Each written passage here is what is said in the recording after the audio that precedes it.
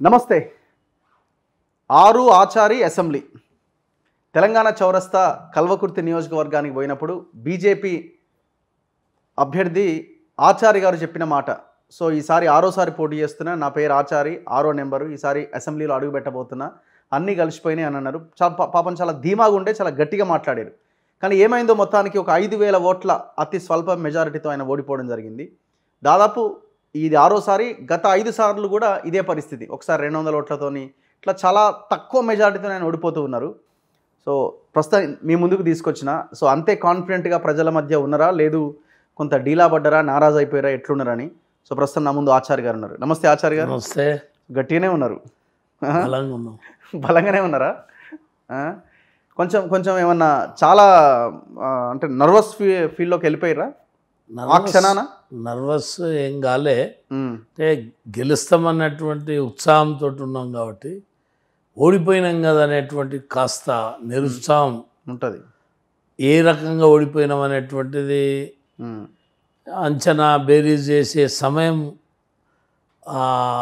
అక్కడ ఉండదు కదా. ఏ విలేజ్ రిపోర్ట్ వస్తున్నప్పుడు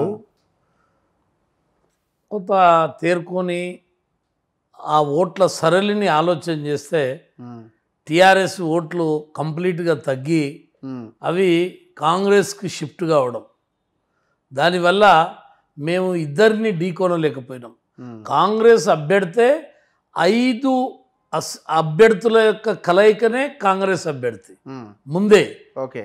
ఆ తర్వాత ఇప్పుడు మళ్ళీ టీఆర్ఎస్ కొంత ఓట్ బ్యాంకు కూడా షేర్ కావడంతో అంటే 6వ వ్యక్తితోటి పోటీ చేయవలసినటువంటి అవసరం వచ్చింది. అంటే 5 వ్యక్తులు ఏంటంటే, గతంలో వంశీచంద్ర రెడ్డి కాంగ్రెస్ ఆయన అక్కడే సపోర్ట్ చేసిండు. రాఘవేందర్ రెడ్డి అని ఎన్ఆర్ఐ, ఆయన సుమారుగా 15-18 కోట్లు ఖర్చు పెట్టి ఫీల్డ్ మీద ఉన్నాడు. ఆయన కూడా డ్రాప్ అయ్యి ఇక్కడనే సపోర్ట్ చేశాడు. వైఎస్ఆర్సిపి అతను, ఆ తర్వాత బాలాసింగ్ గతంలో ఎమ్మెల్యేకి పోటీ చేసిండు, జిల్లా పరిషత్ వైస్ చైర్మన్. అంటే వీళ్ళు 5 మంది ఏకమ్మడిగా ఈ అభ్యర్థిని టీఆర్ఎస్లోకి వెళ్ళి తీసుకొచ్చి నిలబెట్టడం ఒక ఎత్తు. ఒరిజినల్గా బీఆర్ఎస్ అభ్యర్థి డ్రాప్ కావడము, ఫీల్డ్ మీదకి వెళ్ళి తొలగిపోతే, ఈ టీఆర్ఎస్ అభ్యర్థికి పాత పరిచయాలు ఉండటం వల్ల ఆ లీడర్లను అందరినీ కూడా తమ వైపు మలుపుకొని బీజేపీ తోటి పోటీ చేయడం జరిగింది. అంటే ఫీల్డ్ అంతా ఒక పక్క అయింది, నేను ఒక్కరిని ఒక పక్క అయినా. అయినా కూడా ప్రజలు 70,000 ఓట్లు వేసి నన్ను ఎక్కడ కూడా నిరాశ చెందకుండా, ఓకే, అంటే 75,000 గెలుపుకు 70,000 ఓటమికి మధ్యలో అంతరం 5,000 ఓట్లే కాబట్టి, అంటే దీంట్లో నారాజు కావడము, ప్రజలు బ్యాక్ చేసి, అంటే లాస్ట్ టైం 60,000 వచ్చినాయి, ఇప్పుడు 70,000 వచ్చినాయి. అంటే ఇంకా 10,000 పెంచుకున్నా కూడా విజయం చేకూరలేదనేది బాధ తప్ప, ప్రజల యొక్క సహకారం కానీ, కార్యకర్తల కష్టం కానీ నా నియోజకవర్గంలో ఎక్కడ కూడా లోటు కనిపించలేదు. లోటు కనిపిస్తే మనకు అప్పుడు 60 వస్తే ఇప్పుడు 50 వచ్చినుంటే కొద్దిగా మనకు ప్రజలే.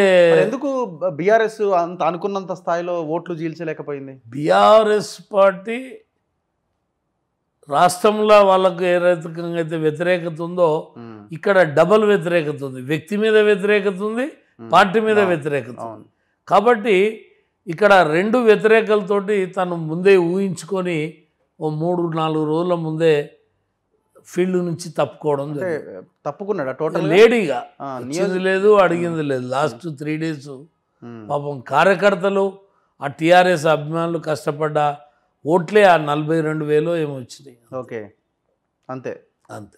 సో దానివల్ల ఆ ఎఫెక్ట్ మీకు బాగా, దానివల్లనే కదా ఇప్పుడు ముగ్గురం ఫీల్డ్ మీద బలమైన వాళ్ళు ఉంటాయి. ఇప్పుడు మీరు ఆదిలాబాదు, నిజామాబాదు, అవును, బీజేపీ, టీఆర్ఎస్, కాంగ్రెస్ బలంగా పోటీ పడ్డ స్థానాల్లో బీజేపీ గెలిచింది.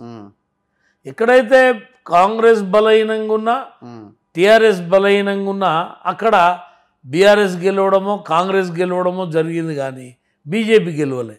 ట్రయాంగిల్ పోటీలు ఎక్కడున్నాయో అక్కడ మొత్తం కూడా. మహబూబ్నగర్లో కూడా ఓవరాల్ మహబూబ్నగర్లో కొంత కాంగ్రెస్ వేవ్ ఉన్నట్టుంది. అంటే 100% అన్ని సీట్లలో కాంగ్రెసే. ఒక 2 సీట్లల్లో టీఆర్ఎస్ రావడం, అలంపూరు, గద్వాల, మిగతా అన్ని కాంగ్రెస్ రావడం. రేవంత్ రెడ్డి సొంత కాన్స్టిట్యున్సీ నాది, వాళ్ళ నా సొంత కాన్స్టిట్యున్సీ అని చెప్పుకునే కల్వకుర్తి మాది కాబట్టి తను వాళ్ళ యొక్క బంధువర్గము వాళ్ళ యొక్క పార్టీ ప్రెస్టేజ్ తీసుకుంది. అంటే రేవంత్ రెడ్డి ముఖ్యమంత్రి కావాలి కాబట్టి ఈ సీటే గెలవకపోతే తనకు కొంత మైనస్ వస్తుందని ఆ రకంగా ఎక్కువ ప్రయత్నం చేయడం. అంటే తను 2 సార్లు వచ్చిపోయిండు మా అసెంబ్లీకి, రాహుల్ గాంధీ వచ్చిండు, మల్లికార్జున ఖర్గే సపరేట్ వచ్చిండు. అంటే 3 పర్యాయాలు 4 పర్యాయాలు పదే కల్వకుర్తికి రావటం కూడా మాకు కొద్దిగా మైనస్ అనిపించింది.